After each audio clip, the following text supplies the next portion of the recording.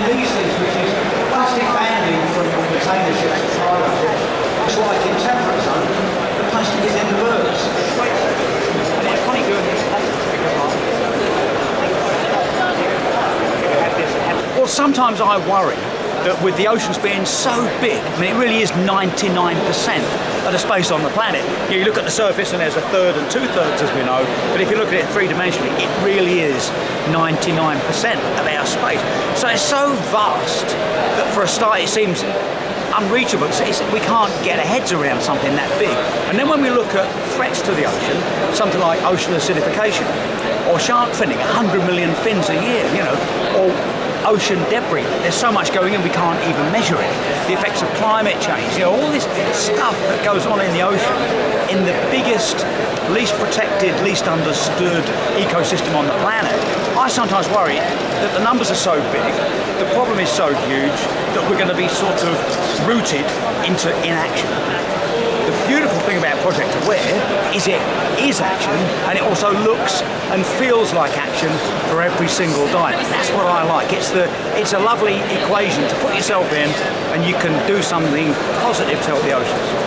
And what role do divers play in protecting the ocean? Well, they're at the front line.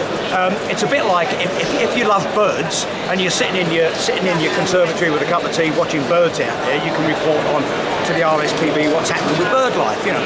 But the thing with diving is you're totally in it. You're really at the front line. And so stories from the front line. So if you and me go for a dive, come back and say, do you know what, that place is fantastic. Then we're buzzing about it at work. You're talking to your network, I'm talking to my network. If I'm a teacher, you're talking to your kids. If I'm a politician or a community leader, I'm saying, I just went, you won't believe it. At the end of our local pier, it's been fantastic dive. Marvellous, you know. Or if we go in for divers and say, hey, that area that was beautiful, it's all gone. There's been some pollution gone in there, or there's been some debris in there, or we've seen sharks tangled up in nets or something. So we are at the front line, and our message is back to the rest of the planet, right? Are listened to because we've had such a informative experience. You know, we are at the front line. Yeah. Okay, and Paul, why are you supporting Project Aware?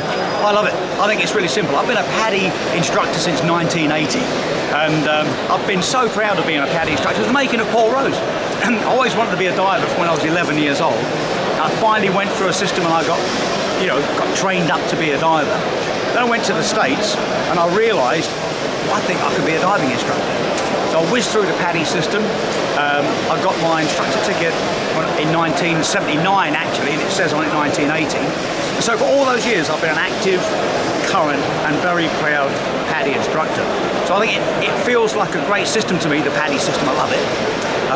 It's been the making of me. It's enabled me to sort of live my dream and also help others. And in particular, if you've got that many people in the system who are PADI divers, PADI shops, people that see PADI as the brand, then within it, you can have some good projects to work. So it just feels great to me. It's a project that I dearly love. It's close to my heart. Thank you very much, Paul. All right, you're welcome. Yeah, good fun. Yeah, keep up the good work.